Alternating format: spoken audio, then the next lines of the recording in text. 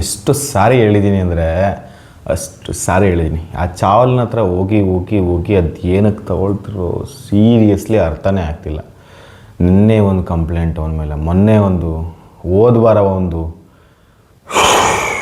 Okay, ಈ ವಿಡಿಯೋದಲ್ಲಿ ಕಳೆದ 1 ವಾರದಲ್ಲಿ 2 ಇನ್ಸಿಡೆಂಟ್ ಆಗಿದೆ. ಆ ಕಿತ್ತೋದು ನನ್ನ ಮಗನ ಬಗ್ಗೆ. ಏನಪ್ಪ ನಮ್ಮ ಜನಗಳು ಸೀರಿಯಸ್ಲಿ ಬುದ್ಧಿ ಇಲ್ಲ. ಓಕೆ, ಅದ್ರ ಬಗ್ಗೆ ಇವತ್ತು ಮಾತಾಡೋಣ. ಹೆಂಗೆಲ್ಲ ಮೋಸ ಮಾಡ್ತಾರೆ. ಇದು 3ನೇ ವಿಡಿಯೋ ಈತನ ಬಗ್ಗೆ. ನಾನು ಇವನು ಎಗನಿಸ್ಟ್ ಅಲ್ಲ, ಯಾಕಂದರೆ ನಾನು ಕೂಡ ಇವನ ಹತ್ರ ಆಲ್ರೆಡಿ ಸುಮಾರು ವಿಡಿಯೋಗಳು ಹೇಳಿದ್ದೀನಿ. ಇವನ ಹತ್ರನೂ ಕೂಡ ನಾನು ಕಾರ್ಸ್ನ ತಂದಿದ್ದೀನಿ. ಇವನ ಹತ್ರನೂ ಕೂಡ ಪ್ರೊಸೀಜರ್ನ ಮಾಡಿಸ್ಕೊಂಡಿದ್ದೀನಿ. ಹೆಚ್ಚು ಕಡಿಮೆ ಒಂದು 4 ಕಾರಿನೂ ತೊಗೊಂಡಿದ್ದೀನಿ ಅವನ ಹತ್ರ. ಅದರಲ್ಲಿ 2 ಚೆನ್ನಾಗಿತ್ತು, 2 ಓಕೆ ಇತ್ತು. It's okay. ಅದು ಬಿಸ್ನೆಸ್ ವೈಸ್ ನನ್ನ ತಲೆ ಕೆಡ್ಸ್ಕೊಳಕ್ಕೋಲ್ಲ. ಗಾಡಿ ಅಂದಮೇಲೆ ಓಕೆ, ಪ್ಲಸ್ ಮೈನಸ್ ಇರುತ್ತೆ. ಅದು ನಾನು ಯಾರು ತಪ್ಪು ಅಂತಲೂ ಹೇಳಲ್ಲ. ಬಟ್ ನಾನು ಹೇಳ್ತಿರೋದು ಬಿಫೋರ್ ಮತ್ತು ಆಫ್ಟರ್ ಸರ್ವಿಸ್ ಬಗ್ಗೆ ಮಾತ್ರ ಮಾತಾಡ್ತೀನಿ ಈ ಒಂದು ವಿಡಿಯೋದಲ್ಲಿ. ಮೊದಲನೇ ಇನ್ಸಿಡೆಂಟ್ ಬಂದು ವೆನ್ಯೂ ಗಾಡಿನ ತೊಗೋಬೇಕು ಅಂತ ಹೇಳಿ ಪಾಪ ಅವರು ಆಲ್ರೆಡಿ ಒಂದು ಯೂಟ್ಯೂಬ್ ವೀಡಿಯೋ ಇದೆ, ಚಾವಲಾ ಮೋಟರ್ಸ್ ಅಂತ. ನನ್ನ ಮಗ ಹಾಕೋದು ನನಗೆ ಹೆಂಗೆ ಕೋಪ ಬರ್ತದೆ ಅವನ ಬಗ್ಗೆ ವೀಡಿಯೋ ಮಾಡೋಕ್ಕೆ. ನಮ್ಮ ಜನಗಳು ಹೆಂಗೆ ಹೋಗ್ತಾರೆ ಅಂತ. ಆ ಗಾಡಿನ ಅವನೇ ನೋಡಿರಲ್ಲ, ಓಡಿಸಿರಲ್ಲ, ಗಾಡಿ ಗಂಧ ಗಾಳಿ ಗೊತ್ತಿರಲ್ಲ. ಅವನ ಆ ಗಾಡಿನ ಮಾರಿದ್ರೆ ಎಷ್ಟು ಬರುತ್ತೆ ಪ್ರಾಫಿಟ್ ಅನ್ನೋದು ನೋಡ್ತಾನೆ ವಿನಃ ಬೇರೆ ಏನು ನೋಡೋದಿಲ್ಲ.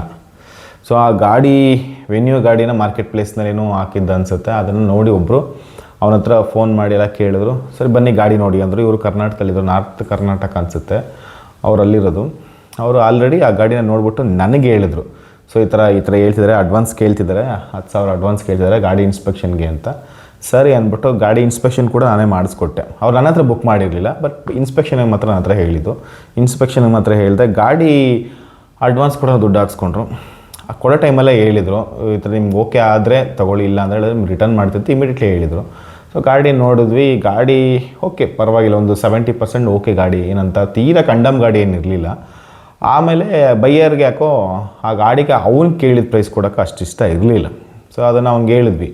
ಅವರು ಹೇಳಿದ್ದು 6,30,000 ಏನೋ ಹೇಳಿದರು. ಇವರು 6 ಲಕ್ಷಕ್ಕೆ ರೆಡಿ ಇದ್ದರು. ಬಟ್ ಅವ್ನು ಒಪ್ಪಲಿಲ್ಲ. ಅದೇನಾಯಿತು, ಕ್ಲೋಸ್ ಡೀಲ್ ಆಗೋಯಿತು. ಮತ್ತು ಕ್ಯಾಶ್ ಇದು ರಿಟರ್ನ್ ಮಾಡೋದಕ್ಕೆ ಕೇಳಿದ್ರು. ಇವ್ರು ಮಾಡ್ತೀನಿ ಅಂದ್ಬಿಟ್ಟು 1 ವಾರ ಆಯಿತು, 2 ವಾರ ಆಯಿತು, 3 ವಾರ ಆಯಿತು, 4 ವಾರ ಆಯಿತು, 5 ವಾರ ಆಯಿತು, ಮಾಡಲಿಲ್ಲ. ಮತ್ತು ನನ್ನ ಕಡೆನೂ ಹೇಳ್ಸಿದ್ರು, ಮಾಡ್ತೀನಿ ಅಂತ ಹೇಳಿ ಮಾಡಿಸ್ಲಿಲ್ಲ. ಕೊನೆಗೆ ನಾನು ಮೈನ್ ಯಾವನ್ ಇರ್ತಾನೆ ಆ ಕಿತ್ತೋದು ನನ್ನ ವೀಡಿಯೋದಲ್ಲಿ ಬರ್ತಾನಲ್ಲ ಅವನಿಗೆ ಫೋನ್ ಮಾಡಿದೆ. ಅವ್ನು ಮಾಡಿಸ್ತೀನಿ ಅವ್ನಿಗೆ ಫೋನ್ ಮಾಡಿಸಿದ್ರೆ ಇವರಿಬ್ಬರು ಆಕ್ಟಿವ್ ಆಗಿಬಿಟ್ರು. ಯಾರೋ ಇದಕ್ಕಿಂತ ಮುಂಚೆ ದುಡ್ಡು ಯಾರೋ ಸ್ಕ್ರೀನ್ಶಾಟ್ ಅದು ತೆಗೆಸ್ಕೊಂಡಲ್ಲ ಅವರು ನೀವು ಯಾಕೆ ಅವ್ರಿಗೆ ಫೋನ್ ಮಾಡ್ಕೋಗ್ರಿ, ನಾನು ನಿಮಗೆ ಎಲ್ಲ ಮಾಡ್ತಿರ್ಲಿಲ್ವ ಅಂತೆಲ್ಲ ಹೇಳೋರು. ಸರಿ ಮಾಡಿ ಅಂತ ಹೇಳಿದೆ. ಮತ್ತೆ ಅಲ್ಲಿಂದ ಮತ್ತೆ ಒಂದು 2 ವಾರ ಸತಾಯಿಸಿದ್ರು. ನನಗೂ ಸತಾಯಿಸಿದ್ರು, ಅವ್ರಿಗೂ ಸತಾಯಿಸಿದ್ರು. ಆಮೇಲೆ ಫೈನಲಿ ಸರಿ ನೀವು ಕೇಳಿದ ರೇಟ್ಗೆ ನಾವು ಕೊಡೋಕೆ ರೆಡಿ ಇದ್ದೀವಿ, ತೊಗೊಂಡೋಗಿ ಅಂತ ಹೇಳಿದ್ರು. ಬಟ್ ಬೈಯರೋಗಿಗೆ ಅದು ಅಷ್ಟಾಗಲೇ 2 ತಿಂಗಳಾಗುತ್ತೆ ಈ ಪ್ರೊಸೀಜರ್ ಇನ್ಸ್ಪೆಕ್ಷನಲ್ಲಿ ಆಗಿ. ಅವ್ರಿಗೆ ಆಲ್ರೆಡಿ ಒಂದು 70% ಅಷ್ಟೇ ಅದರ ಮೇಲೆ ಮನಸ್ಸಿದ್ದು. ಯಾಕಂದರೆ ಆ ರಿಸಲ್ಟ್ ಬಂದಿದ್ದು 70% ಅದು. ಗಾಡಿ ಏನು ಅವ್ರು ಕೇಳಿದ ಪ್ರೈಸ್ಗೆ ಅದು ಕಂಡೀಷನ್ಲಿ ಇರಲಿಲ್ಲ. ಅಫ್ಕೋರ್ಸ್ ಗಾಡಿ ಚೆನ್ನಾಗೇ ಇತ್ತು, ಬಟ್ ಅವರ ಕೋಟ್ ಮಾಡಿದ ಪ್ರೈಸ್ ಯಾವಾಗಲೂ ಜಾಸ್ತಿ ಇರುತ್ತೆ. ಚಾವಲಾದು ಜಾಸ್ತಿ ಇರ್ತದೆ ಪ್ರೈಸ್, ಚಾವಲಾದು ಪಾಜಿದು ಜಾಸ್ತಿ ಇರುತ್ತೆ. ಎಸ್ಪೆಷಲಿ ಚಾವಲಾದು ಗಾಡಿ ಕಂಡೀಷನ್ ಇವ್ರು ನೋಡಿರಲ್ಲ, ಮೂಸು ಇರಲ್ಲ, ಏನಲ್ಲ, ಸುಮ್ಮನೆ ಹೆವಿ ಸ್ಟಾಕ್ ಇರುತ್ತೆ, ಜಾಸ್ತಿ ಸ್ಟಾಕ್ ಇರುತ್ತೆ. ಸೊ ಅವ್ರು ಗಾಡಿ ನೋಡೋದು ಇರಲ್ಲ, ಸುಮ್ಮನೆ ಅವ್ರು ಇಷ್ಟ ಬಂದಂಗೆ ರೇಟ್ ಕೋಟ್ ಮಾಡ್ತಾರೆ. ಒಂದು 5,000 10,000 ಮಾರ್ಜಿನಲ್ಲಿ ಬಿಟ್ಬಿಡ್ತಾರೆ ಅಷ್ಟೇ, ಜಾಸ್ತಿ ಮಾರ್ಜಿನ್ ಮಾಡೋದಿಲ್ಲ ಅವ್ರು. ನಮ್ಮ ಹತ್ರ ನೆಗೋಷಿಯೇಟ್ ಮಾಡೋದೇ ಇಲ್ಲ. ಬೇಕಂದ್ರೆ ತಗೋ, ಬೇಡ ಅಂದರೆ ಬಿಡು, ಹಂಗಿರ್ತಾರೆ. ಒಳಗೆ ಎಳ್ಕೊಳ್ಳೋರ್ಗೂ ಒಂಥರ ಬಿಸ್ನೆಸ್ ಮಾಡ್ತಾರೆ. ಒಳಗೆ ಎಳ್ಕೊಂಡ್ಮೇಲೆ ಅವ್ರಿಂದ ಒಂದಷ್ಟು ದುಡ್ಡು ಬಂದ ಮೇಲೆ ಮತ್ತು ಅವ್ರ ಬಗ್ಗೆ ಕೇರು ಮಾಡಲ್ಲ. ಹೋಗ್ತಾ ಹೇಳ್ತೀನಿ ನೆಕ್ಸ್ಟು ಏನಾಯಿತು ಅಂತ. ನೆಕ್ಸ್ಟು ಅವರು 6ಕ್ಕೆ ಓಕೆ ಮಾಡಿದ್ರು ಕೂಡ ಇವ್ರಿಗೂ ಯಾಕೆ 6ಕ್ಕೆ ಸಮಾಧಾನ ಆಗಲಿಲ್ಲ. ಕೊನೆಗೆ ಕೊಟ್ಬಿಡಿ ಅಂದ್ರೂ ಇದುವರೆಗೂ ಕೊಟ್ಟಿಲ್ಲ ಅವನು. ಸುಮ್ಮನೆ ಪಾಪ ಇವ್ರು ಫೋನ್ ಮಾಡ್ರು, ಅದೇ ಆಟ ಆಡಿಸ್ತಾನೆ. ನಾನು ಫೋನ್ ಮಾಡ್ರೆ ನಮ್ಮರ್ ಯಾಕಂದ್ರೆ ಮತ್ತೆ ಅವನಿಗೆ ಗೊತ್ತಂತ ಅವನ ಹತ್ರ ಹೋಗಿ ಹೆಚ್ಚು ಕಮ್ಮಿ ಹೋದ ವರ್ಷದ ಏಪ್ರಿಲಲ್ಲೇ ಅವನ ಹತ್ರ ಲಾಸ್ಟ್ ಬಿಸ್ನೆಸ್ ಮಾಡಿದ್ದು. ಅದಾದಮೇಲೆ ಹೋಗಿಲ್ಲ. ಹಂಗಾಗಿ ಈಗ ನನ್ನ ಮಗ ನನ್ನ ಹತ್ರ ಬರಲ್ಲ ಮತ್ತೆ ಅಂತೇಳಿ ಅವನಿಗೆ ಗೊತ್ತಾಗ್ಬಿಟ್ಟೈತೆ. ನಂದು 2 ನಂಬರು ಬ್ಲಾಕ್ ಮಾಡಿ ಇಟ್ಬಿಟ್ಟಿದ್ದೆ. ನಾನು ಸುಮಾರು ಸಲ ಫೋನ್ ಮಾಡಿದೆ, 2 ನಂಬರು ಬ್ಲಾಕ್ ಮಾಡಿ ಇಟ್ಬಿಟ್ಟಿದ್ದೇನೆ. ವಾಟ್ಸಪ್ಪಲ್ಲೂ ಕಾಲ್ ಮಾಡಿದೆ, ಅದರಲ್ಲೂ ಬ್ಲಾಕ್ ಮಾಡಿ ಇಟ್ಬಿಟ್ಟಾನೆ. ಸೊ ಹಿಂಗೆ ಸಿಚುವೇಶನ್. ಈಗ ಒಂದು ಗಾಡಿನೂ ಡೀಲ್ ಆಗಲಿಲ್ಲ. ಇನ್ನೂ ಇದರಲ್ಲೇ ಇದೆ. ಬೇಕಾದ್ರೆ ಯಾರನ್ನ ಅವ್ನ ಅಭಿಮಾನಿಗಳು ಇರ್ತಾರಲ್ಲ, ಬೇಕಾದ್ರೆ ನೋಡೋಗಿ ಇನ್ನೂ ಒಂದು ಕ್ಯಾಟಲಾಗಲ್ಲಿ ಇನ್ನೂ ಆ ಗಾಡಿ ಇದೆ. ಓಕೆ, ಇದು ಒಂದು ಇನ್ಸಿಡೆಂಟು. 2ನೇ ಇನ್ಸಿಡೆಂಟು, ನಿನ್ನೆ ಒಬ್ಬರು ಬಂದರೆ ಪಾಪ ಮಳೆ ಬಂದಿತ್ತು. ನೆನ್ನೆ ಬೆಂಗಳೂರಿನಲ್ಲಿ ಮಳೆ ಇತ್ತು. ಪಾಪ ಮಳೇಲಿ ನೆನ್ಕೊಂಬಂದವ್ರು ಜೊತೆ ಮೀಟ್ ಮಾಡಬೇಕು. ನಾನೆಲ್ಲ ಗಾಡಿ ಬುಕ್ಕಿಂಗ್ ಹೋಗೋ ಅಥವಾ ಗಾಡಿ ಬಗ್ಗೆ ಮಾತಾಡೋಕ್ಕೋ ಫೋನ್ ಮಾಡ್ತೀನಿ ಅಂದ್ಕೊಂಡ್ರೆ ಮೀಟ್ ಮಾಡಬೇಕು. ಬಂದು ಹೇಳ್ತೀನಿ. ಸರಿ ಬನ್ನಿ ಅಂತ ಹೇಳಿದ್ರೆ ಬಂದಿದ್ದರು. ಹೇಳಿದ್ರೆ ಪಾಪ ಅವ್ರು ಏನು ಮಾಡಿದ್ದಾರೆ, ಚಾವಲನ ಹತ್ರ ಕ್ರಿಸ್ಟಾ ಗಾಡಿ ತೊಗೊಂಡಿದ್ದಾರೆ. First of all Chawla Crysta ಗಾಡಿಗಳನ್ನ ಸೇಲ್ ಮಾಡಲ್ಲ. ಯಾವುದಾದ್ರೂ ರೇರ್ಲಿ ಅವನ ಹತ್ರ ಬಂದರೆ ಮಾತ್ರ ಮಾರ್ತಾರೆ. ಅವ್ನು ಜಾಸ್ತಿ ಮಾರೋದು XUV 500 ಮತ್ತು ಕ್ರೆಟಾ, MG ಹೆಕ್ಟರು, ಮತ್ತು ಇನ್ನೊಂದು ಯಾವುದಾದ್ರು ನೆಕ್ಸನ್, ಈ ಥರ ಗಾಡಿಗಳು ಅವ್ನು ಮಾರ್ತಾನೆ. ತೀರಾ ನೋಡೋಕ್ಕೆ ದೊಡ್ಡ ಗಾಡಿ ಥರ ಇರಬೇಕು ಮತ್ತು ಪ್ರೈಸ್ ಕಮ್ಮಿ ಇರಬೇಕು, ಆ ಥರ ಗಾಡಿಗಳನ್ನೇ ಅವ್ನು ಟಾರ್ಗೆಟ್ ಮಾಡಿ ಮಾರೋದು. ಸೊ ಇದೇ ಒಂದು ಪರ್ಸ್ಪೆಕ್ಟಿವ್. ಬಟ್ ಕ್ರಿಸ್ಟಾ ಅಂತ ತುಂಬ ರೇರ್ ಗಾಡಿ, ತುಂಬ ಅಂದರೆ ತುಂಬ. ಇಡೀ ತಿಂಗಳೆಲ್ಲ ಒಂದು ಗಾಡಿ ಮಾರಿದ್ರೂ ಹೆಚ್ಚೆಚ್ಚಷ್ಟೇ, ಬಂದ್ರೂ ಹೆಚ್ಚೆಚ್ಚು, ಮಾರಿದ್ರೂ ಹೆಚ್ಚೆಚ್ಚು. ಅಂಥದ್ರಲ್ಲಿ ಆ ಗಾಡಿನ ಹೋಗಿ ಇವ್ರು ತಂದುಬಿಟ್ಟರು. 10 ಲಕ್ಷಕ್ಕೆ second owner vehicle 2018 G variant ಗಾಡಿ ತೊಗೊಂಬಂದಿದ್ದಾರೆ. ಪಾಪ ಇವ್ರು ಹೋಗಿ ಡ್ರೈವ್ ಮಾಡ್ಕೊಂಡು ಅಲ್ಲಿ ತಂದಿದ್ದಾರೆ. ಕ್ಯಾಶ್ ಒಂದು ಸ್ವಲ್ಪ ಕೊಟ್ಟವ್ರೆ, ಒಂದಷ್ಟು ನೆಫ್ಟ್ ಟ್ರಾನ್ಸ್ಫರ್ ಕೂಡ ಮಾಡಿದ್ದಾರೆ. ಓಡಿಸ್ಕೊಂಡು ಬಂದರೆ ಗಾಡಿ ವೈಸ್ ಏನೂ ಮಾತಾಡೋಂಗಿಲ್ಲ. ಗಾಡಿ ಏನಾಗುತ್ತೆ ಅಂದರೆ, ಗಾಡಿ ನಿಮಗೆ ಪ್ಲಸ್ ಆರ್ ಮೈನಸ್ ಇದ್ದರೆ ಗಾಡಿನ ನೀವು ರೆಡಿ ಮಾಡಿಸ್ಕೋಬೋದು. ಬಟ್ ಡಾಕ್ಯುಮೆಂಟೇಷನಲ್ಲಿ ಪ್ರಾಬ್ಲಮ್ ಇದ್ದರೆ ಸೀರಿಯಸ್ಲಿ ಪ್ರಾಬ್ಲಮ್ ಆಗುತ್ತೆ. ಇವಾಗ ಏನಾಗಿದೆ ಅಂದರೆ, ಗಾಡಿ ತಂದು ತುಂಬ ದಿವಸ ಆಗೋಯ್ತು, NOCಗೆ ಫೋನ್ ಮಾಡ್ರೆ ರೆಸ್ಪಾನ್ಸ್ ಮಾಡ್ತಿಲ್ಲ. ಇವ್ರು ಯಾವ್ಯಾವ ನಂಬರಿಂದ ಎಲ್ಲ ಫೋನ್ ಮಾಡ್ತಾರೋ ಆ ನಂಬರ್ನೆಲ್ಲ ಬ್ಲಾಕ್ ಮಾಡಿ ಇಡ್ತಾರೆ. ಇವರು ಆ ಗಾಡಿ ನಂಬರ್ ಹೇಳಿ ಕ್ರಿಸ್ಟಾ, ಯಾಕಂದರೆ ಕ್ರಿಸ್ಟಾ ಅವ್ರ ಹತ್ರ ಹೋಗೋದೇ ಅಪ್ರೂಪ್ ಅಲ್ವಾ, ಕ್ರಿಸ್ಟಾ ಗಾಡಿ HR ನಂಬರ್ ಅದು ಇದ್ದ ತಕ್ಷಣ ಅವ್ನು ಬ್ಲಾಕ್ ಮಾಡಿ ಇಟ್ಬಿಡ್ತಾರೆ. ನನ್ನ ಮುಂದೆ ಮಾಡಿದ್ರು, ನನ್ನ ನಂಬರ್ದೇ ಮಾಡ್ಕೊಂಡು ಕೊಟ್ಟರೆ. ಅವ್ರದ್ದು ಇನ್ನೊಂದು ಬಿಡ್ತಾಳೆ ಕಿತ್ತದವಳು, ಅವಳ ರಿಸೆಪ್ಷನಿಸ್ಟು, ಅವಳು ಮಾಡಿದ, ಅವಳು ಗಾಡಿ ನಂಬರ್ ಹೇಳ್ತಿದ್ದಾಗ ಕಟ್ ಮಾಡಿ ಇಟ್ಬಿಡ್ತಾರೆ. ಕಟ್ ಮಾಡಿಬಿಡ್ತಾರೆ. NOC ಲೇಟಾಗಿ ಕೊಡಲಿ, 1 ತಿಂಗಳು 2 ತಿಂಗಳು 3 ತಿಂಗಳಾಗಲಿ ಪರವಾಗಿಲ್ಲ. ಬಟ್ ಒಬ್ಬ ತಗೊಂಡು ಬಂದಿದ್ದೀನಿ, ಅಫಿಡವಿಟ್ ಇದೆ, ಡೆಲಿವರಿ ಚೆಲ್ಲಿದೆ, ಪ್ರತಿಯೊಂದು ಡಾಕ್ಯುಮೆಂಟೇಷನ್ ಇದೆ. ಸೊ ಗಾಡಿ ತಂದಿದ್ದಾರೆ, ಅದ್ರ ಮೇಲೆ ಬರ್ದವ್ರೆ, NOC ನಮ್ಮ ರೆಸ್ಪಾನ್ಸಿಬಿಲಿಟಿ ಅಂತ ಬರ್ದವ್ರೆ ಅಂದಮೇಲೆ ಅಟ್ಲೀಸ್ಟ್ ನೀನು 1 ತಿಂಗಳಲ್ಲಿ ಲೇಟಾಗಿ ಕೊಡು, ಅರ್ಜೆಂಟ್ ಇಲ್ಲ. ಬಟ್ ರೆಸ್ಪಾನ್ಸ್ ಮಾಡಬೇಕಲ್ವ. ನಾವು ನಿನ್ನ ಹತ್ರ ಅಮೌಂಟ್ ಕೊಟ್ಟು ನಿನ್ನ ಕಮಿಷನ್ ಕೂಡ ಅದರೊಳಗಡೆ ಇರ್ತದೆ. ನಿನ್ನ ಸರ್ವಿಸ್ ಏನೇನು ಹಾಕ್ಬೇಕು ಎಲ್ಲ ಸರಿಯಾಗಿ ಹಾಕಿರ್ತೀಯ. ಅದರಲ್ಲಿ ಏನಿಲ್ಲ ಅಂದರೂ ಆ ಗಾಡೀಲಿ 1.5 ಲಕ್ಷ ದುಡ್ಡು ಮಾಡಿರ್ತೀಯ. ಓಕೆ, ಅದು ನಿನ್ನಿಷ್ಟ, ಮಾಡ್ಕೊ. ಬಟ್ ರೆಸ್ಪಾನ್ಸ್ ಮಾಡ್ಬೇಕು ತಾನೇ. ಸೊ ಅವ್ರು ಬೇಜಾರು ಮಾಡ್ಕೊಂಡ್ರು. ಎಷ್ಟು ಸಲ ಫೋನ್ ಮಾಡಿದ್ರು ಕೂಡ ಕಟ್ ಮಾಡ್ತಾರೆ ಸರ್, ಮತ್ತೆ ಬ್ಲಾಕ್ ಮಾಡಿಬಿಡ್ತಾರೆ, ಮತ್ತೆ ಕಾಲೇ ಹೋಗಲ್ಲ. ವಾಟ್ಸಪ್ಪಲ್ಲೂ ಹಂಗೆ ಮಾಡ್ತಾರೆ, ನಾರ್ಮಲ್ ಕಾಲಲ್ಲೂ ಹಂಗೆ ಮಾಡ್ತಾರೆ. ಏನಾದರೂ ಮಾಡಿ ಅಂತ ಬಂದಿರು. ನನ್ನ ಕೈಲಿ ಏನು ಮಾಡೋಕ್ಕಾಗತ್ತೆ, ಬಿಕಾಸ್ ಅದು ಒರಿಜಿನಲ್ ಡಾಕ್ಯುಮೆಂಟ್ಸ್ ಎಲ್ಲ ನನ್ನ ಹತ್ರ ಇರಲ್ಲ, ಅವ್ರ ಹತ್ರ ಇರ್ತದೆ. ಒರಿಜಿನಲ್ ಡಾಕ್ಯುಮೆಂಟ್ಸ್ ಇದ್ದರೆ ಅಟ್ಲೀಸ್ಟ್ ಓನರ್ನ ಕಾಂಟ್ಯಾಕ್ಟ್ ಮಾಡಿ ರಿಕ್ವೆಸ್ಟ್ ಮಾಡಿ ಏನೋ ಒಂದು ಮಾಡಿ NOCದು OTP ತೊಗೋಬೇಕು. ಯಾಕಂದರೆ OTP ಬರುತ್ತೆ NOC ತೆಗೆದಾಗ, ಆವಾಗ ಅದು OTPನ ಓನರ್ ಹೇಳಲೇಬೇಕು, ಇಲ್ಲಾಂದ್ರೆ ಅದು ಫ್ರಾಡ್ ಲೆಕ್ಕ ಬಂದುಬಿಡುತ್ತೆ. ಸೊ ಅದು ಪ್ರಾಬ್ಲಮ್ ಆಗುತ್ತೆ. ಯಾಕಂದರೆ ಓನರ್ ನಂಬರ್ ನಮ್ಮ ಹತ್ರ ಇಲ್ಲ, ಒರಿಜಿನಲ್ ಡಾಕ್ಯುಮೆಂಟ್ಸು ಇಲ್ಲ, ಎರಡೂ ಇಲ್ಲದೆ ಇರೋದನ್ನ ಅದೇನೂ ಮಾಡೋಕ್ಕಾಗಲ್ಲ. ಸೊ ಅದಕ್ಕೆ ನಾನು ಇನ್ನೇನು ಹೇಳೋಕ್ಕೆ ಸಾಧ್ಯ ಇದೆ, ವೆಯ್ಟ್ ಮಾಡಿ ಇನ್ನೊಂದು ವಾರ ನೋಡಿ. ಹಾಗೂ ಆಗಿಲ್ಲ ಅಂತ ಹೇಳಿದ್ರೆ ಪೀತಾಂಪುರ್ ಲಿಮಿಟ್ಸಿಗೆ ಬರುತ್ತೆ ಅವ್ರದ್ದು. ಒಂದು ಸಲ ಡೈರೆಕ್ಟಾಗಿ ಹೋಗಿ ಹಿಂಗೆ ಕೊಟ್ಟಿಲ್ಲ ಅಂತ ಹೇಳಿದ್ರೆ, ಅದ್ರ ಬಗ್ಗೆ ತಿಳಿಸಿಲ್ಲ ಅಂದರೆ ಕಂಪ್ಲೇಂಟ್ ಮಾಡ್ತೀನಿ ಅಂತ ಹೇಳಿ ಮಾಡ್ಕೊಂಡು ಕೊಡ್ಬೋದು ಅಂತ ಹೇಳಿದೆ. ಯಾಕಂದ್ರೆ ಟೈಮ್ ಕೊಡಬೇಕು. ಯಾಕಂದರೆ ನನಗೆ ಗೊತ್ತಿರೋ ಪ್ರಕಾರ ಎರಡೇ ಅಲ್ಲಿ ನಡೆದಿರ್ತದೆ. ಒಂದು, ನನ್ನ ಮಕ್ಕಳು ಡಾಕ್ಯುಮೆಂಟ್ಸ್ನ ಕಳೆದಾಕಿರ್ತಾರೆ. ತುಂಬ ನೆಗ್ಲಿಜಬಲ್. ಸೇಲ್ ಆಗೋವರೆಗೂ ಹೆಂಗೆ ಹಿಡಿತಾರೆ ಅಂದರೆ ಸಿಕ್ಕಾಪಟ್ಟೆ ಹಿಡಿತಾರೆ. ಸುಮಾರೊಂದು ಅಲ್ಲಿ ವರ್ಷಕ್ಕೆ ನಂಬ್ತಿರೋ ಇಲ್ವೋ, ಹೊಸ ಗಾಡಿ ಡೆಲಿವರಿ ಟೈಮಲ್ಲಿ ನಮಗೆ ಆ್ಯಕ್ಚುಲಿ ಎಲ್ಲ ಫ್ರೀ ಇರ್ತದೆ. ಗುಡ್ಸು ಏನೋ ಮಾಡ್ತಾರೆ ಗೊತ್ತಾ, ರಿಬ್ಬನ್ ಕಟ್ ಮಾಡೋಕ್ಕೆಲ್ಲ ಸೆಟಪ್ ಮಾಡಿರ್ತಾರೆ, ಬಟ್ಟೆ ಹಾಕೋದಕ್ಕೆ. ಕೆಲವು ಕಡೆ ಕೇಳ್ತಾರೆ, ಒಂದು 50-100ಕ್ಕೂ ನಿಮ್ಗೆ ಖುಷಿ ಇದ್ದರೆ ಕೊಡಿ ಅಂತಾರೆ. ಕೆಲವ್ರು ಕೊಡ್ತಾರೆ. ಆಗಲಿ 500 ರೂಪಾಯಿ ಅನ್ಕೊಳ್ಳೋಣಪ್ಪ, 1000 ರೂಪಾಯಿ ಅನ್ಕೊಳ್ಳೋಣ, ಹೋಗ್ಲಿ ಅತ್ಲಾಗೆ ನಾವು ಶ್ರೀಮಂತರು ಅಂತ ಅನ್ಕೊಳ್ಳೋಣ. ಹೊಸ ಗಾಡಿ ಕೊಡೋಲ್ಲ, ಅರ್ಥ ಇದೆ. ಅಂಥದ್ರಲ್ಲಿ ಸೆಕೆಂಡ್ ಹ್ಯಾಂಡ್ ಗಾಡಿ ಡೆಲಿವರಿ ತೊಗೊಳ್ತಿದ್ದೀವಿ, ಅದು ಕೂಡ ಡೆಲ್ಲಿ ಗಾಡಿ ಡೆಲಿವರಿ ತೊಗೊಳ್ತಿದ್ದೀವಿ ಅಂದರೆ ನೀವು ನಂಬ್ತಿರಲ್ವೋ, ನಿಮ್ಮ ಗಾಡಿ ಡೆಲಿವರಿ ಟೈಮಲ್ಲಿ ಜಾತಕ ಪಕ್ಷಿಗಳ ಥರ ಕಾಯ್ಕೊಂಡು ಕೂತಿರ್ತಾರೆ ಆ ಕಡೆಯಿಂದ ಈ ಕಡೆವರೆಗೂ. ಅಷ್ಟು ಥರ್ಡ್ ಕ್ಲಾಸ್ ವ್ಯವಸ್ಥೆಯಲ್ಲಿ. ಅಲ್ಲಿ ಕಿತ್ಕೊಂಡಿದ್ದು ಸಾಲದಂತೆ ಇಲ್ಲೂ ಕಿತ್ಕೊಳ್ಳೋಕೆ ರೆಡಿ ಇರ್ತಾರೆ. ಅದು ಎಷ್ಟೋ 100 ರೂಪಾಯಿ 200 ರೂಪಾಯಿ ಎಲ್ಲ ಕೀನೇ ಕೊಡಲ್ಲ. ನಾನೊಂದು ವೀಡಿಯೋದಲ್ಲಿ ಹೇಳಿದೆ, ನಂದು ಕೀನೇ ಕೊಟ್ಟಿರಲಿಲ್ಲ, 2 ಕೀ ಇತ್ತು ಆ ಗಾಡಿಗೆ. ಅದು XUV 500 ತೊಗೊಂಬಂದಿದ್ದು, ಒಂದು ಬ್ಲ್ಯಾಕ್ ಕಲರಲ್ಲಿ. ಹೋದಷ್ಟೇ ಅದು ಹೇಳಿದ್ನಲ್ಲ, ಲಾಸ್ಟ್ ಬಿಸ್ನೆಸ್ ಅವ್ನು ಅದೇನೆ. ಅದಕ್ಕಿಂತ ಮುಂಚೆ ನಾನು ಯಾವಾಗ ನೈಟಲ್ಲಿ ಹೋಗಿ ತಂದುಬಿಡ್ತಿದ್ದೆ, ಯಾಕಂದ್ರೆ ನೈಟ್ ಡ್ರೈವ್ ಮಾಡಿಬಿಡ್ತಿದ್ದೆ. ಯಾಕಂದ್ರೆ ನಾನು ಅವಾಗೆಲ್ಲ 15-14 ಈ ಥರ ತರ್ತಿದ್ನಲ್ವ, ಅದು 10 ವರ್ಷಕ್ಕಿಂತ ಹಳೆ ಗಾಡಿಗಳು ಆವಾಗ. ಅಂದರೆ ನಾನು ಹೇಳ್ತಿರೋ 2 ಇಯರ್ಸ್ ಬ್ಯಾಕ್ ಸೈಡು. ಸೊ ಅದು ತರ್ತಿರ್ಬೇಕಾದ್ರೆ ನೈಟ್ ಡ್ರೈವ್ ಬಂದುಬಿಡ್ತೀನಿ. ಬೆಳಗ್ಗೆ ಹೊತ್ತು ಬರೋಕ್ಕಾಗಲ್ಲ, 10 ಇಯರ್ಸ್ ಇದಾಗಿರುತ್ತಲ್ಲ, ಬೆಳಗ್ಗೆ ಹೊತ್ತು ಬರೋಕ್ಕಾಗಲ್ಲ. ಬಟ್ ನೈಟಲ್ಲಿ ಬಂದುಬಿಡ್ತೀನಿ. ಅವನ ಹತ್ರ ಅದು ಸಿಗುತ್ತೆ ಗಾಡಿಗಳು, ಬಟ್ ಹೇಳಲ್ಲ ಅಷ್ಟೇ. ಆ್ಯಂಡ್ ನೆಕ್ಸ್ಟ್ ಏನಾಯಿತು ಅಂತ ಹೇಳಿದ್ರೆ, ಆ ಗಾಡಿ ತರಬೇಕಾದ್ರೆ ಈ ಕಡೆ ಆ ಕಡೆ ಹತ್ರ ಎಲ್ಲ ಹಿಡ್ಕೊಂಬಿಟ್ಟು 5,000 ಕೊಡು ಅಂತ ಹಿಡ್ಕೊಂಬಿಟ್ಟಿರು. ಕೀನೇ ಕೊಟ್ಟಿಲ್ಲ. ನಾನು ಹೇಳಿದೆ, ನೀವೆಲ್ಲ ಇವಾಗ ಬಂದಿದ್ದೀರಾ, ನಾನು 2 ವರ್ಷದಲ್ಲಿ ಬರ್ತಾಯಿದ್ದೀನಿ, ಆಲ್ರೆಡಿ ಇದೊಂದು 4ನೇ ಗಾಡಿ, ಹಿಂಗೆಲ್ಲ ಮಾಡಬೇಡಿ, ನಿಮ್ಗೊಂದು ಕಾಫಿ ಟೀ ಬೇಕಾ ಬನ್ನಿ ನಾನು ಕೊಡಿಸ್ತೀನಿ ಅಂತ ಹೇಳಿದ್ರೆ, ಇಲ್ಲ ನಮ್ಗೆ ದುಡ್ಡೇ ಬೇಕು ಅಂತ. ಇದು ಯಾವಲ್ಲ ಕೊಟ್ಟಿರೋ ಸೆಕೆಂಡ್ ಹ್ಯಾಂಡ್ ಗಾಡಿಗೆ ಈ ರೇಂಜ್ ಬಿಲ್ಡಪ್ ಕೊಟ್ಕೊಂಡು ಕೂತವ್ರೆ ಅಂತ ಬೇಜಾರಾಗೋಯ್ತು.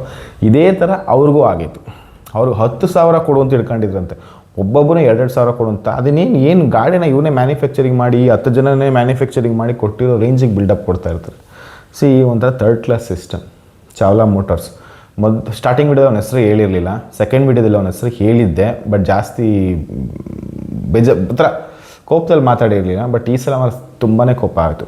ಯಾಕೆಂತ ಹೇಳಿದ್ರೆ, ಗಾಡಿ ಅನ್ನೋದು ಅವನಿಗೆ ಅದು ಒಂದು ಒಂದು ಆಟ ಸಾಮಾನು. ಯಾಕಂದರೆ ಅವನ ಹತ್ರ ನೂರಾರು ಗಾಡಿ ಇದೆ.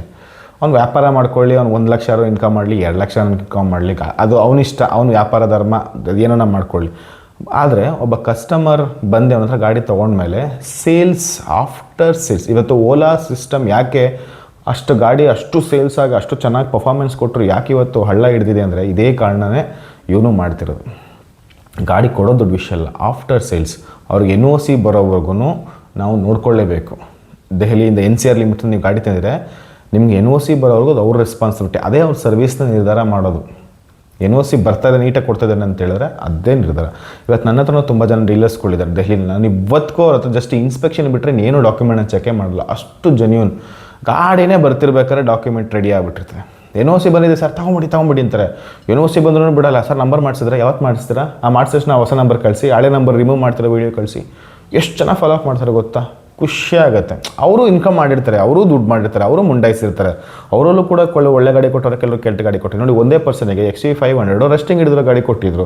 ಅದೇ ವ್ಯಕ್ತಿ ಹೋಂಡಾ ಸಿಟಿನೂ ಕೊಟ್ಟರು. ಹೋಂಡಾ ಸಿಟಿ ಸೂಪರ್ ಆಗಿದೆ, XUVನೂ ಚೆನ್ನಾಗಿದೆ, ಬಟ್ ಸ್ವಲ್ಪ ರೆಸ್ಟಿಂಗ್ ಇಶ್ಯೂಸ್ ಇತ್ತು. ಬಟ್ ಅದನ್ನ ಹೈಡ್ ಮಾಡಿದೆ, ಬಟ್ ಇನ್ಸ್ಪೆಕ್ಷನಲ್ಲಿ ಗೊತ್ತಾಯಿತು. ಆದರೆ ಇಟ್ಸ್ ಓಕೆ, ಅವ್ನು ದುಡ್ಡು ಮಾಡಿದ್ರೆ ನಂಗೇನು ಬೇಜಾರಿಲ್ಲ. ಬಟ್ ಆಫ್ಟರ್ ಸೇಲ್ ಸರ್ವಿಸ್ ಅನ್ನೋದು ಸರಿಯಾಗಿ ಕೊಟ್ಟಿಲ್ಲ ಅಂದರೆ ಸಿಕ್ಕಾಪಟ್ಟೆ ಬೇಜಾರಾಗುತ್ತೆ. ಇನ್ನೊಂದು ಕ್ರಿಸ್ಟಾ ಗಾಡಿ ಒಂದು ತಂದ್ವಿ, ಮೊನ್ನೆ ತಂದಿದ್ದು, ಅದು ವೀಡಿಯೋ ಮಾಡಿಲ್ಲ. ಅದು ಎಷ್ಟು ಚೆನ್ನಾಗಿ ಮಾಡಿದೆ ಗೊತ್ತಾ, ಡಾಕ್ಯುಮೆಂಟೇಷನು ಎಷ್ಟು ಚೆನ್ನಾಗಿ. ಸರ್ ನಿಮ್ಗೆ ಎಲ್ಲಿ ಕೊರಿಯರ್ ಮಾಡಬೇಕಾ, ಏನು ಮಾಡಬೇಕು, ಏನು ಕತೆ ಇಲ್ಲ, ಗಾಡಿ ಜೊತೆ ಕಟ್ ಕಳಿಸ್ತಾ, ಡಾಕ್ಯುಮೆಂಟ್ಸಲ್ಲಿ ನೀಟಾಗಿ ಒಂದೊಂದು ಸೆಟ್ ನೀಟಾಗಿ ರೆಡಿ ಮಾಡಿ ಕಳಿಸ್ತಾ. ಸೊ ಅಷ್ಟು ಚೆನ್ನಾಗಿ ಇಟ್ಕೊಂಡು, ಒಂದು ಸಲ ನಾನು ಫ್ರೀಲ್ಯಾನ್ಸರು ಕರ್ನಾಟಕದಲ್ಲಿ ನಾನು ಒಬ್ಬ ಡೀಲಿಂಗ್ ಮಾಡ್ತೀನಿ ಗಾಡಿಗಳು ಅಂತ ಅವ್ರಿಗೆ ಗೊತ್ತಾಗಿದ್ದ ತಕ್ಷಣ ಅವರು ಕಳ್ಕೊಳ್ಳೋಕೆ ಇಷ್ಟಪಡಲ್ಲ. ಸರ್ ನನ್ನಂಥವ್ರು ತುಂಬ ಜನ ಇದ್ದಾರೆ ಅವ್ರಿಗೆ. ಬಟ್ ಅವ್ರಿಗೆ ಸೌತ್ದು ಕಸ್ಟಮರ್ಗೆ ತುಂಬ ಇಂಪಾರ್ಟೆನ್ಸಿ ಕೊಡ್ತಾರೆ. ಯಾಕಂದರೆ ಇಲ್ಲೇ ಬಿಸ್ನೆಸ್ ಅವ್ರು ನಡೆಯೋದು. ಯಾಕಂದ್ರೆ ಅಲ್ಲಿ ಯಾರೂ ತೊಗೊಳ್ಳೋದಿಲ್ಲ ಗಾಡಿಗಳನ್ನ, ಜಾಸ್ತಿ ಹೊಸ ಗಾಡಿಗಳನ್ನ ತೊಗೊಳಕ್ಕೆ ಚೂಸ್ ಮಾಡ್ತಾರೆ. ತೊಗೊಂಡ್ರು ಸೆಕೆಂಡ್ಸ್ ತೊಗೊಂಡ್ರು ಕೂಡ ಪೆಟ್ರೋಲ್ ವೆಹಿಕಲ್ಗಳನ್ನ ತೊಗೊಳ್ತಾರೆ, ಡೀಸೆಲ್ ವೆಹಿಕಲ್ಗಳನ್ನ ತೊಗೊಳ್ಳಲ್ಲ. ಬಟ್ ಅವ್ರಿಗೆ ಸೌತ್ ಬಿಸ್ನೆಸ್ಸೇ ಇಂಪಾರ್ಟೆಂಟು. ಸೊ ಆ ಥರಗಳ ಮದುವೆ ಇಂಥ ಕುತಂತ್ರಿ ನನ್ನ ಮಕ್ಕಳುಗಳಿಗೆಲ್ಲ ನಾವು ಅದು ಕೂಡ ಬಿಲ್ಡಪ್ ಕೊಡ್ತೀವಲ್ಲ, ಚಾವ್ಲಾ ಅಂತ. ಸೀರಿಯಸ್ಲಿ ವರ್ಸ್ಟು ಕೇಳಿ, ವರ್ಸ್ಟಲ್ಲಿ worst Chawla motors. Please don't go Chawla motors, all are fraudsters. ಸಾಕು, ಇಂಗ್ಲೀಷಲ್ಲಿ ಹೇಳಿದ್ರೆ ಎಲ್ರಿಗೂ ಅರ್ಥ ಆಗುತ್ತೆ. Third class service, third class. ಒಬ್ಬ ಮನುಷ್ಯನ ಎಮೋಷನ್ಸ್ ಜೊತೆಗೆ ಆಟ ಆಡೋವಂಥ ನನ್ನ ಮಕ್ಕಳನ್ನ ಸೀರಿಯಸ್ಲಿ ಬಿಸ್ನೆಸ್ ಕೊಡಬಾರ್ದು. ಅವರು ದುಡ್ಡು ಮಾಡ್ಕೊಳ್ಳಿ ಕಾರಲ್ಲಿ, ಬೇಜಾರಿಲ್ಲ, ಅವ್ರ ಇಷ್ಟ, ಹೆಂಗನ ಮಾಡ್ಕೊಳ್ಳಿ, ಇನ್ನೊಬ್ರು ಮುಂಡಸ್ಲಿ ಏನ ಮಾಡ್ಕೊಳ್ಳಿ. ಆದರೆ ಒಂದು ರೆಸ್ಪಾನ್ಸ್ ಮಾಡಿಲ್ಲ ಪಾಪ. ಆ ವ್ಯಕ್ತಿ ಮಳೆಯಲ್ಲಿ ನಡ್ಕೊಂಬಂದೆ, ಆ ವ್ಯಕ್ತಿಗೆ ಹೆಚ್ಚು ಕಡಿಮೆ 60 ವರ್ಷ ಆಗಿದೆ. ಆ ವ್ಯಕ್ತಿ ಎಷ್ಟು ಬೇಜಾರಾಯಿತು ಅಂದರೆ ರಿಯಲಿ ಬ್ಯಾಡ್. ನೋವು ಮಾಡಬಾರ್ದು. ಯಾಕಂದ್ರೆ ಅದೆಲ್ಲ ಫೀಸ್ ಅವ್ನು ತೊಗೊಂಡಿದ್ದಾನೆ, ಎಲ್ಲನೂ ತೊಗೊಂಡು ಸರಿಯಾಗಿ ಪ್ರಾಪರಾಗಿ ಅವ್ನಿಗೆ ಏನು ಅವ್ರು ಕೇಳ್ತಿದ್ದು NOCನೂ ಇಲ್ಲ. ರೆಸ್ಪಾನ್ಸ್ ಮಾಡಿ, ನೀವು ಫೋನ್ ಮಾಡಿದ ತಕ್ಷಣ ಕಟ್ ಮಾಡ್ತಿದ್ರೆ ನನ್ನ ಗಾಡಿ ಅಷ್ಟೂರು ಇಲ್ಲಿ ತೊಗೊಂಬಂದ್ಬಿಟ್ಟು ಏನಾಗಬೇಡ, ಯೋಚಿಸಿ. ಸೊ ಯಾರಾದರೂ ನಿಮ್ಮಲ್ಲಿ ವೀಡಿಯೋಗಳನ್ನ ನೋಡ್ತಿದ್ರೆ, ಫಸ್ಟ್ ಆಫ್ ಆಲ್ ಚಾವ್ಲಾ ಮೋಟರ್ಸಲ್ಲಿ ಎಲ್ಲನೂ ಎಕ್ಸ್ಪೆನ್ಸಿವ್. ಇದು ಅರ್ಥ ಮಾಡ್ಕೊಳ್ಳಿ. ಸುಮ್ಮನೆ ನೋಡೋಕ್ಕೆ ನಿಮಗೆ ರಬ್ಬಿಂಗ್ ಪಾಲಿಷ್ ಮಾಡಿಸಿ ಎಲ್ಲ ಗಾಡಿ ಇಟ್ಟಿರ್ತಾನೆ, ಎಲ್ಲ ಶುಚಿಯಾಗಿರುತ್ತೆ ಅಷ್ಟೇ. ಅದು ಕೂಡ ನಿಮ್ಮ ಬರೀ ಟೈರ್ದು ಯಾವ ಭಾಗ ಬೇಕಾದ್ರೆ ವೀಡಿಯೋನ ಅಬ್ಸರ್ವ್ ಮಾಡಿ, ಟೈರಲ್ಲಿ ವೀಡಿಯೋದಲ್ಲಿ ಯಾವ ಭಾಗ ಕಾಣಿಸುತ್ತೋ ಆ ಭಾಗನೇ ಮಾತ್ರನೇ ಪಾಲಿಷ್ ಮಾಡಿಟ್ಟಿರ್ತಾನೆ. ಇದನ್ನ ಅರ್ಥ ಮಾಡ್ಕೊಳ್ಳಿ. ಮತ್ತು ಅಲ್ಲಿ ನಿಮಗೆ ವೀಡಿಯೋದಲ್ಲಿ ತೋರಿಸೋ ಸ್ವಲ್ಪ ಗಾಡಿ ಯಾವ್ದು ರಬ್ಬಿಂಗ್ ಪಾಲಿಷ್ ಆಗಿದೆಯೋ, ಯಾವ ಚೆನ್ನಾಗಿ ಪಳಪಳ ಅಂತ ತೊಳಿತಿದೆಯೋ ಆ ಗಾಡಿಗಳ್ದಷ್ಟೇ ಒಂದು ವೀಡಿಯೋ ಮಾಡೋದು. ತುಂಬ ಪ್ರೈಸ್ ಜಾಸ್ತಿ ಅಲ್ಲಿ. ಫಸ್ಟ್ ಆಫ್ ಆಲ್ ಡಾಕ್ಯುಮೆಂಟೇಷನ್ಗೆ ತುಂಬ ಟೈಮ್ ತೊಗೊಳುತ್ತೆ. ಮತ್ತು ಒಂದು ಸಲ ನೀವು ಅಲ್ಲಿ ಒಳಗೆ ಬಂದುಬಿಟ್ರಿ ಅಂದರೆ ನಿಮ್ಮನ್ನು ಹೆಂಗಾನ ಮಾಡಿ ಬಕ್ರ ಮಾಡೋದಕ್ಕೆ ಏನಾದರೂ ಮಾಡ್ತಾ ಇರ್ತಾರೆ. ಸೀರಿಯಸ್. ನಾನು ಫಸ್ಟ್ ಟೈಮ್ ಅವನ ಹತ್ರ ಹೋದಾಗ ತುಂಬ ಖುಷಿಯಾಗಿತ್ತು. ಯಾಕಂದ್ರೆ ಅವಾಗಿನ್ನೂ ಅವನು ವೀಡಿಯೋ ಮಾಡ್ತಿದ್ದೇನೋ ಗೊತ್ತಿಲ್ಲ, ಮಾಡ್ತಿದ್ದ ಅನಿಸುತ್ತೆ, ನಾನು ಅಷ್ಟಾಗಿ ಅಬ್ಸರ್ವ್ ಮಾಡಿ. ಅವ್ನು ವೀಡಿಯೋ ಮಾಡೋಕ್ಕಿಂತ ವೀಡಿಯೋನ ನೋಡಿರಲಿಲ್ಲ ಫಸ್ಟ್ ಟೈಮ್ ನಾನು ಹೋದಾಗ. ಹೀಗೆ ಪೀತಂಪುರ್ಗೆ ಹೋಗಿದ್ದೆ ಅಷ್ಟೇ. ಪೀತಂಪುರಲ್ಲಿ ಗಣೇಶ್ ಮೋಟರ್ಸ್ಗೆ ಹೋದಾಗ ಇವ್ರು ಹಂಗೆ ಪರಿಚಯ ಆಗಿದೆ ಅಷ್ಟೇ ವಿನಃ ಅವಾಗ ನಾನು ಯೂಟ್ಯೂಬ್ ವೀಡಿಯೋ ನೋಡಿರಲಿಲ್ಲ. ಬಟ್ ಸೆಕೆಂಡ್ ಟೈಮಲ್ಲಿ ಗೊತ್ತಾಯಿತು, ಇವನ ಹತ್ರ ನನ್ನ ಕಾರ್ ತೊಗೊಂಬಂದಿದ್ದು ಅವಾಗ ಗೊತ್ತಾಯಿತು. ಬಟ್ ಫಸ್ಟ್ ಟೈಮ್ ನಾನು ವೀಡಿಯೋ ಮಾಡಿ ಹೋಗಿರಲಿಲ್ಲ. ಬಟ್ ಫಸ್ಟ್ ಟೈಮ್ ಹೋದಾಗ ಹೆಂಗೆ ಜಾತಕ ಪಕ್ಷಿಗಳ ಥರ ಕೂತಿದ್ರು ಅಂದರೆ ನನ್ನ ಒಂಥರ ನಾನು ತೊಗೊಳ್ಳೇಬೇಕು ಗಾಡಿ, ಹಾಗೆ ಬ್ರೈನರ್ ಫಿಕ್ಸ್ ಮಾಡಿಬಿಟ್ಟಿರು. ತಗೊಳ್ಳಿ, ಇಂಥ ಬಂಗಾರದ ಗಾಡಿ ಮಿಸ್ ಮಾಡ್ಕೊಬಿಡಿ, ಹಂಗೆ ಪಡಿ ಆಟೋಕನ್ ಅಡ್ವಾನ್ಸ್ ಯಾಕೆ ಅಂದರು. ವೀಡಿಯೋದಲ್ಲೆಲ್ಲ ಏನು ಹೇಳ್ತಾನೆ, 5,000 ಹಾಕಿ 10,000 ಹಾಕಿ ಅಂತಾನೆ. ಬಟ್ ನನಗೆ ಒಂದು ದಿವಸ 50,000 ಹಾಕ್ಸ್ಕೊಂಬಿಟ್ಟ. ಬಟ್ ನನ್ನ ಗಾಡಿ ಇಷ್ಟ ಆಯಿತು. ನಂಗೆ ಪರ್ಸ್ನಲಿ ಫಸ್ಟ್ನೇ ಗಾಡಿ ಎರಡನೇ ಗಾಡಿ ಎರಡೂ ಚೆನ್ನಾಗಿ ಕೊಟ್ಟ. ನನ್ನ ಗಾಡಿ ಬಗ್ಗೆ ಕಂಪ್ಲೇಂಟ್ಸ್ ಹೇಳ್ತಿಲ್ಲ, ಗಾಡಿ ಬಗ್ಗೆ ಕಂಪ್ಲೇಂಟ್ಸ್ ಇಲ್ಲ. ಬಟ್ ನಾನು ಹೇಳ್ತಿರೋದು ಒಂದು ಸರ್ವಿಸ್ ಗಾಡಿ ಕೊಟ್ಟು ಯಾಕಂದರೆ ಆ್ಯಕ್ಚುಲಿ ನಮಗಿಂತ ಜಾಸ್ತಿ ಅವ್ರಿಗೆ ಭಯ ಇರಬೇಕು. ಈ ಗಾಡಿ ಇಲ್ಲಿಂದ ರಿಜಿಸ್ಟ್ರೇಷನ್, ದೆಹಲಿ ರಿಜಿಸ್ಟ್ರೇಷನ್ ಗಾಡಿ 2,500 ಕಿಲೋಮೀಟರ್ ದೂರ ಹೋಗ್ತಿದೆ, ಕರ್ನಾಟಕದ ದೂರಲ್ಲಿ ಬೆಂಗಳೂರಿಗೆ ಹೋಗ್ತಾ ಇದೆ. ಸೊ ಅಲ್ಲಿ ಏನಾದ್ರು ತೊಗೊಂಡೋಗಿರೋಣ ಹೆಚ್ಚು ಕಮ್ಮಿ ಆದರೆ ಇವನ ಮೇಲೆ ಬರೋದು. ಯಾಕಂದರೆ ಸೆಲ್ಲರು ಆಲ್ರೆಡಿ ಏನೇನು ಸೈನ್ ಹಾಕ್ಬೇಕೆಲ್ಲ ಕೊಟ್ಬಿಟ್ಟಿರ್ತಾನೆ. ಅದು ಅಲ್ಲಿಂದ ಆಚೆಗೆ ಎಲ್ಲನೂ ಕೂಡ ಡೀಲರ್ ಲೆಕ್ಕ, ಡೀಲರ್ ಎಲ್ಲ ಸೈನ್ ಹಾಕ್ಬಿಟ್ಟು ಎಲ್ಲ ಕೊಟ್ಬಿಡ್ತಾನೆ. ಇಲ್ಲಿಂದ ಆಚೆಗೆ ಏನೇ ಆದರೂ ಇನ್ನೂ ರೆಸ್ಪಾನ್ಸಿಬಿಲಿಟಿ ಅಂತ ನಿಜ ಕರೆಕ್ಟೇ. ಆದರೆ ಇನ್ನೂ ಏನೂ ಆಗೇ ಇಲ್ವಲ್ಲ. ಈಗ NOC ಕೊಟ್ಟಿಲ್ಲ, RC ಟ್ರಾನ್ಸ್ಫರ್ ಆಗಿಲ್ಲ ಅಂದರೆ ಇದೆಲ್ಲ ಯಾವನ ಮೇಲೆ ಹೊಣೆ ಬರ್ತದೆ? ಈ ಭಯ ಅವ್ರಿಗಿಲ್ಲ. ಅಲ್ಲಿ ಇಬ್ಬರ ಒಂದು ಗಾಡಿಗೆ 10 ಜನ ಅಡ್ವರ್ಟೈಸ್ಮೆಂಟ್ ಹಾಕ್ತಾರೆ, ಒಂದು ಗಾಡಿಗೆ 10 ಜನ ಡಿಫ್ರೆಂಟ್ ಪ್ರೈಸ್ ಹೇಳ್ತಾರೆ. ಒಬ್ಬನಿಗೆ ಸ್ಕ್ಯಾನ್ ಕೋಡಿಗೆ ದುಡ್ಡು ಹಾಕಿದ್ರೆ ಅದು ಎಲ್ಲಿ ಹೋಗುತ್ತೋ, ಯಾರಿಗೂ ಹೋಗುತ್ತೋ, ಹೆಂಗೆ ಹೋಗುತ್ತೋ ಗೊತ್ತೇ ಇರಲ್ಲ, ಏನೂ ಮಾಡೋಕ್ಕೆ ಆಗಲ್ಲ. ಸೊ ದಯವಿಟ್ಟು ನಿಮ್ಮಲ್ಲಿ ನಾನು ಕೊನೆಯಿಂದ ಕೇಳ್ಕೊಳ್ಳೋದು ಇಷ್ಟೇ, ಒಂದೇ ನಿಮಗೇನಾದ್ರು ಸೀರಿಯಸ್ಲಿ ದೆಹಲಿ NCR ಲಿಮಿಟ್ಸ್ದು ಗಾಡಿಗಳು ಇಲ್ಲಿಗೆ ಕಂಪೇರ್ ಮಾಡಿದ್ರೆ ಕಮ್ಮಿ ಬೆಲೆಗೆ ಸ್ಪೆಷಲಿ ಫಸ್ಟ್ ಓನರ್ ಗಾಡಿಗಳು ಸಿಗುತ್ತೆ ನಿಜ. ಆದರೆ ಇಂಥ ಕಿತ್ತೋದು ನನ್ನ ಮಕ್ಕಳುಗಳಲ್ಲಿ ಬಕಪಕ್ಷಿಗಳ ಥರ ಕಾಯ್ತಾ ಇರ್ತಾರೆ. ಇದೇ ಥರ ಇನ್ನೊಂದು ಮೋಟರ್ಸ್ ಇದೆ, ಪಾಪ ಆ ವ್ಯಕ್ತಿ ಬೈಯರ್ ಒಬ್ಬ ತೊಗೊಂಡ್ಬಿಟ್ಟು ದುಬೈಲಿದ್ದಾನೆ, ತೊಗೊಂಡು ಹೋದ 2025 ಡಿಸೆಂಬರಲ್ಲಿ ತೊಗೊಂಡಿರೋದು, ಇವತ್ತರೆಗೂ NOC ಬಂದಿಲ್ಲ. ಆ ಕಿತ್ತೋದು ನನ್ನ ಮಗನ ಬಗ್ಗೆ ಇನ್ನೊಂದು ವಿಡಿಯೋದಲ್ಲಿ ಹೇಳ್ತೀನಿ. ನಾನು ಫಾಲೋಅಪ್ ಮಾಡಿ ಪಾಪ ಅವರು ದುಬೈಯಿಂದ ವಾಟ್ಸಪ್ ಕಾಲ್ ಮಾಡಿ ಅವ್ರಿಗೂ ಸಾಕಾಗೋಯ್ತು, ನಾನು ಕಂಪ್ಲೇಂಟೇ ಕೊಟ್ಬಿಡಿ ಅಂದ್ಬಿಟ್ಟು. ಎಷ್ಟು ಸರಿ 8-9 ತಿಂಗಳಾಯಿತು, ಇನ್ನೂ NOC ಬಂದಿಲ್ಲ ಪಾಪ ಅವ್ರಿಗೆ. ಸೊ ಈ ಥರದವ್ರ ಹತ್ರ ಕೈದ್ರೆ ಮತ್ತೆ ಸಿಗಾಕೊಳ್ಳೋಕೆ ಹೋಗಬೇಡಿ. ನಿಮಗೇನಾದ್ರೂ ಸೀರಿಯಸ್ಲಿ ಇಂಟ್ರೆಸ್ಟ್ ಇತ್ತಾ ಈ ನಂಬರ್ ಕಾಂಟ್ಯಾಕ್ಟ್ ಮಾಡಿ, ನಾನು ನಿಮಗೆ ನೀಟಾಗಿ ಗೈಡ್ ಮಾಡ್ತೀನಿ. ಇಲ್ವಾ ನೋ ಪ್ರಾಬ್ಲಮ್, ನೀವು ನನಗೂ ಕೊಡಬೇಡಿ, ನನಗೂ ಯಾವ ರೀತಿ ಫೀಸು ಕೊಡಬೇಡಿ, ಏನೂ ಕೊಡಬೇಡಿ, ನೀವೇ ನೇರವಾಗಿ ಹೋಗಿ ನೀವೇ ಎಲ್ಲ ಮಾಡ್ಕೊಳ್ಳಿ. ನಿಮಗೆ ಸೀರಿಯಸ್ಲಿ ಇತ್ತು ಇನ್ಸ್ಪೆಕ್ಷನ್ ಮಾಡಿಸ್ಕೊಳ್ಳಿ, ಪ್ರೊಸೀಜರ್ ಮಾಡಿಸ್ಕೊಳ್ಳಿ, ಡಾಕ್ಯುಮೆಂಟ್ ಎಲ್ಲ ಚೆಕ್ ಮಾಡ್ಕೊಳ್ಳಿ, ಅಲ್ಲಿಂದ ಇಲ್ಲಿ ಬಂದ ಮೇಲೆ NOC ತೊಗೊಳ್ಳಿ, ರೀನಂಬರಿಂಗ್ ಮಾಡ್ಕೊಳ್ಳೋದೆಲ್ಲ ಮಾಡ್ಕೊಳ್ಳೋಣ. ಇಲ್ಲ ನೀವೇ ಮಾಡ್ಕೊಳ್ತೀರ ಮಾಡ್ಕೊಳ್ಳಿ, ಬಟ್ ಇಂಥವ್ರಗಳ ಜೊತೆ ಹೋಗಿ ಮಾಡೋಕ್ಕೆ ಹೋಗ್ಬೇಡಿ. ಬೇಕಾದ್ರೆ 10,000 ಜಾಸ್ತಿ ಹೋಗಲಿ, ಬೇರೆ ಗಾಡಿ ನೋಡಿ. ಆ್ಯಕ್ಚುಲಿ 10,000 ಅಲ್ಲ, ಇನ್ನೂ 50,000 ಕಮ್ಮಿಗೆ ಇದೇ ಥರ ಗಾಡಿ ಇನ್ನೂ ಚೆನ್ನಾಗಿರೋ ಸಿಗುತ್ತಲ್ಲಿ. ನನಗೆ ಆಮೇಲೆ ಮೊದಲನೇ ಸಲ ಆದಮೇಲೆ ಗೊತ್ತಾಯಿತು. ಬಟ್ ಏನಂದರೆ ಗಾಡಿ ಓಕೆ, ಆದರೆ ಗಾಡಿ ಏನಾದರೂ ಹೆಚ್ಚು ಕಮ್ಮಿ ಇದ್ರೂ ಪರವಾಗಿಲ್ಲ, ರೆಡಿ ಮಾಡಿಸ್ಕೋಬೋದು. ಡಾಕ್ಯುಮೆಂಟ್ಸಲ್ಲಿ ಏನಾದರೂ ಪ್ರಾಬ್ಲಮ್ ಆಯಿತು ಅಂದರೆ ನಾಳೆ ನಾವು ಅಲ್ದಾಡಬೇಕಾಯ್ತದೆ ಇಲ್ಗೂ ಅಲ್ಗೂ. ಅದು ಒಂದು ದೊಡ್ಡ ಕೇಸ್ ಇದೆ, ಅದು ಹೋದ ವರ್ಷ ನಡೆದಿದ್ದು, ಅದನ್ನೊಂದು ಯಾವಾಗ ನಾನು ಹೇಳ್ತೀನಿ. ಸೊ ಫೈನಲಿ ಈ ಕಿತ್ತೋದು ನನ್ನ ಬಗ್ಗೆ ಮಾಡಬಾರ್ದು ಅಂತ ಅಂದ್ಕೊಳ್ತೀನಿ. ಏನು ಮಾಡೋದು, ನನಗೆ ಬೇಜಾರಾಗುತ್ತೆ, ಆ ವ್ಯಕ್ತಿನ ನೋಡಿ ನನಗೆ ಬೇಜಾರಾಗುತ್ತೆ. ಎಂಥ ಕತೆ ಇದು? ಆ ವ್ಯಕ್ತಿ ಎಕ್ಸ್ಟ್ರಾ ದುಡ್ಡು ಕೊಡೋಕ್ಕೂ ರೆಡಿ ಇದ್ದೇನೆ, ನಾನು NOCಗೂ ಬೇಕಾದ್ರೆ ನನಗೆ ಎಕ್ಸ್ಟ್ರಾ ಕೊಟ್ಬಿಡ್ತೀನಿ, ನನಗೆ ಮಾಡಿಸ್ಕೊಂಡು ಕೊಡಿ ಅಂತಾನೆ. ಏನು ಮಾಡಿ ನನ್ನ ಕೈಲಿ ಅದು ಅಥಾರಿಟಿ ಇರಲ್ಲ, ಬಿಕಾಸ್ ಅದು ಒರಿಜಿನಲ್ ಡಾಕ್ಯುಮೆಂಟ್ಸ್ ಇರಲ್ಲ. ಅದು NOC ಈಗ ಒರಿಜಿನಲ್ ಡಾಕ್ಯುಮೆಂಟ್ಸ್ ಸಿಕ್ಕಿದ್ರೂ ಕೂಡ, ಈಗ ನಾನು RTOಗೆ ಸಬ್ಮಿಟ್ ಮಾಡಿದ್ರು ಕೂಡ ಅದು OTP ಎಲ್ಲಿಗೆ ಹೋಗುತ್ತೆ. ಅವಾಗ ನಾನು ಫೋನ್ ಮಾಡಿಬಿಟ್ಟು ನಾನು ನಿಮಗೆ ಅವಾಗ ಗಾಡಿ ಕೊಟ್ಟಿದ್ದೆ ಅಂತ ಕೇಳಿಬಿಟ್ರೆ ಮುಗೋದೇ ಹೋಯ್ತು ಮ್ಯಾಟ್ರು, ಕೊಡಲ್ಲ. ಅದು ಫ್ರಾಡ್ಸ್ಟರ್ ಲೆಕ್ಕಕ್ಕೆ ಬಂದುಬಿಡ್ತದೆ, ಅದು ಪ್ರಾಬ್ಲಮ್ ಇದೆ. ಹೋಪ್ಫುಲಿ ಈ ವಿಡಿಯೋ ನಿಮ್ಗೆ ಅರ್ಥ ಆಯಿತು ಅಂತ ಅಂದ್ಕೊಳ್ತೀನಿ. Thank you so much and by.